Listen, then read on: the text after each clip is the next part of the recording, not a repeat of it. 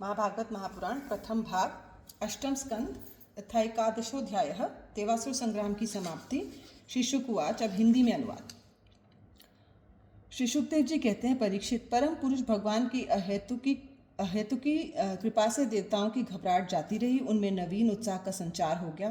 पहले इंद्र, वायु आदि देवगण रणभूमि में जिन जिन दैत्यों से आहत हुए थे उन्हीं के ऊपर अब वे पूरी शक्ति से प्रहार करने लगे। परम ऐश्वर्यशाली इंद्र ने बलि से लड़ते लड़ते जब उन पर क्रोध करके वज्र उठाया तब सारी प्रजा में हाहाकार मच गया।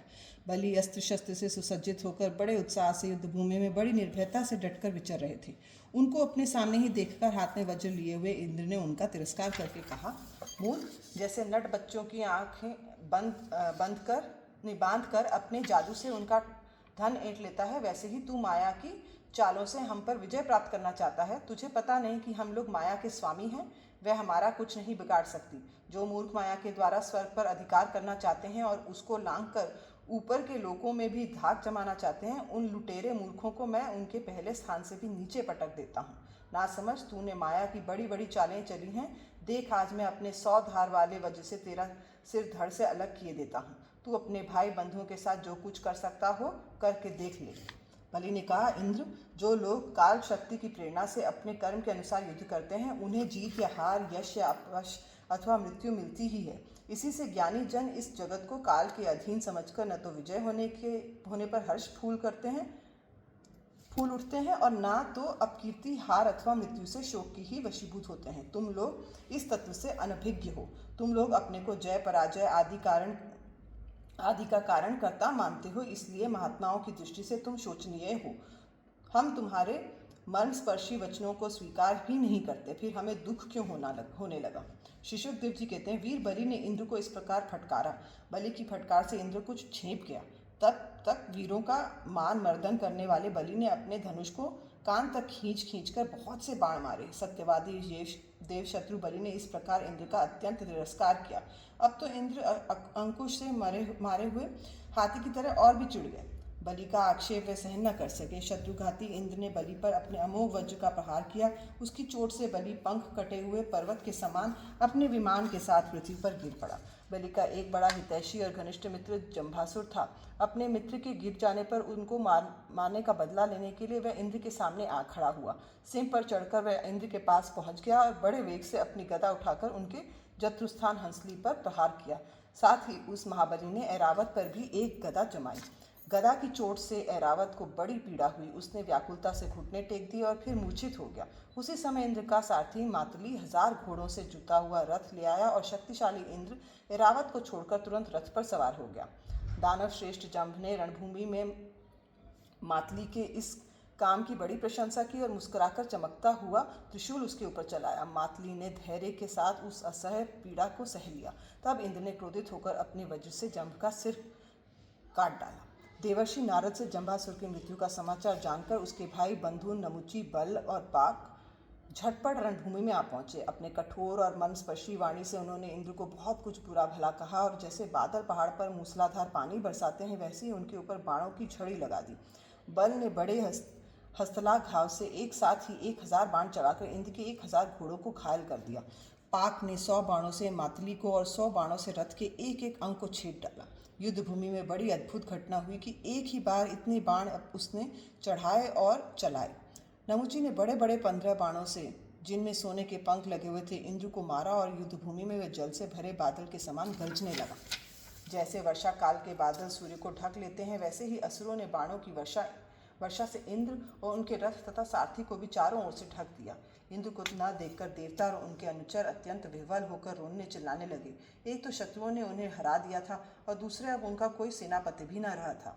इस समय देवताओं की ठीक वैसी ही अवस्था हो रही थी जैसे बीच समुद्र में नाव टूट जाने पर व्यापारियों की होती है।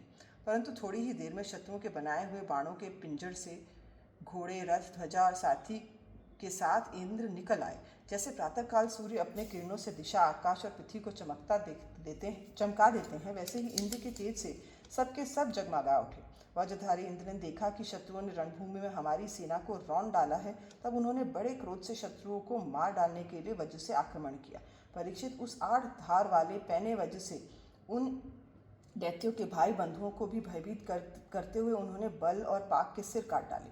परीक्षित अपने भाइयों को मरा हुआ देख नमुची को बड़ा शोक हुआ। वह क्रोध के कारण आपे से बाहर होकर इंद्र को मार डालने के लिए भी जी जान से प्रयास करने लगा। इंद्र, अब तुम बच नहीं सकते। इस प्रकार ललकारते हुए एक त्रिशूल उठाकर वह इंद्र पर टूट पड़ा। वह त्रिशूल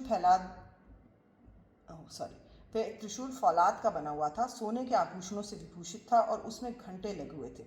नमुची ने क्रोध के मारे सिंह के समान गरजकर इंद्र पर वह त्रिशूल चला दिया। परीक्षित इंद्र ने देखा कि त्रिशूल बड़े वेग से मेरी ओर आ रहा है। उन्होंने अपने बाणों से आकाश में ही उसके हजारों टुकड़े कर दिए और इसके बाद देवराज इंद्र ने बड़े क्रोध से उसका सिर काट देने के लिए उसकी गर्दन पर वज्र मारा। यद्यपि इंद्र ने बड़े वेग से वज्र चलाया था, परंतु उस यशस्वी वज्र से उसके चमड़े पर खरोंच तक नहीं आई। वह बड़ी आश्चर्यजनक घटना हुई कि जिस वज्र ने महाबली वृत्रासुर का शरीर टुकड़े टुकड़े कर डाला था, नमुची के गले की त्वचा ने उसका तिरस्कार कर दिया। जब वज्र नमुची के कुछ न बिगाड़ सका, तब इंद्र उससे डर गए। वे सोचने लगे कि देवयुग से संसार भर को संशय में डालने वाली वे कैसी घटना हो गई है। पहले युग में जब ये पर्वत पाखों से उड़ते थे और घूमते फिरते भार के कारण पृथ्वी पर गिर पड़ते थे, तब प्रजा का विनाश होते देखकर इसी वजह से मैंने उन पहाड़ों की पाखें काट डाली थी। त्वष्टा की तपस्या का सारा ही वृत्रासुर के रूप में प्रकट हुआ था, उसे भी मैंने इसी वज्र के द्वारा काट डाला। और भी अनेकों दैत्य जो बहुत बलवान थे और किसी अस्त्र शस्त्र से जिनकी चमड़े को भी चोट नहीं पहुंचाई जा सकती थी, उसी वज्र से मैंने मृत्यु के घाट उतार दिए थे। वही मेरा वज्र मेरा प्रहार करने पर भी इस तुच्छ असुर को न मार सका, अतः अब मैं इसे अंगीकार नहीं कर सकता।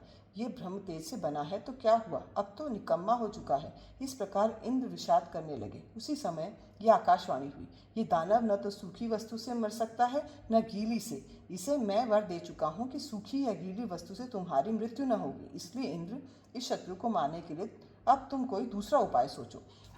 इस आकाशवाणी को सुनकर देवराज इंद्र बड़ी एकाग्रता से विचार करने लगे। सोचते सोचते उन्हें सूझ गया कि समुद्र का फेन तो सूखा भी है, गीला भी है, इसलिए न उसे सूखा कह सकते हैं न गीला। अतः इंद्र ने उसे न सूखे और न गीले समुद्र फेन से नमुची का सिर काट डाला। उस समय बड़े बड़े ऋषि मुनि भगवान इंद्र पर पुष्पों की वर्षा और उनकी स्तुति करने लगे। गंधर्व शिरोमणि विश्वावसु तथा परावसु गान करने लगे। देवताओं की दुंदुभियां बजने लगीं और नर्तकियां आनंद से नाचने लगीं। इसी प्रकार वायु, अग्नि, वरुण आदि दूसरे देवताओं ने भी अपने अस्त्र शस्त्रों से विपक्षियों को वैसे ही मार गिराया जैसे सिंह हिरणों को मार डालते हैं। परीक्षित, इधर ब्रह्मा जी ने देखा कि दानवों का तो सर्वथा नाश हुआ है।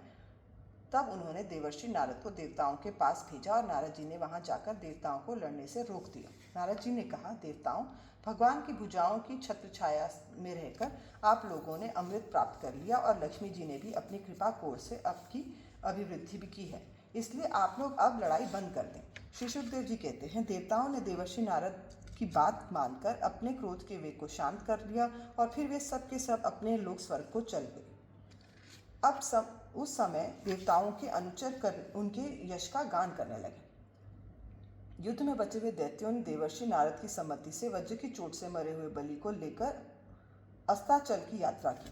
वहां शुक्राचार्य ने अपनी संजीवनी विद्या से उन असुरों को जीवित कर दिया जिनके गर्दन आदि अंग कटे नहीं थे, बच रहे थे। शुक्राचार्य स्पर्श करते ही बलि की इंद्रियों में चेतना और मन में स्मरण शक्ति आ गई।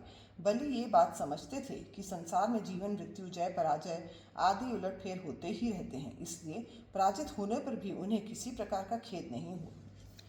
इति श्रीमद्भागवते महापुराणे पारमहंस्यां संहितायाम् अष्टमस्कन्धे देवासुरसंग्रामे एकादशोऽध्यायः।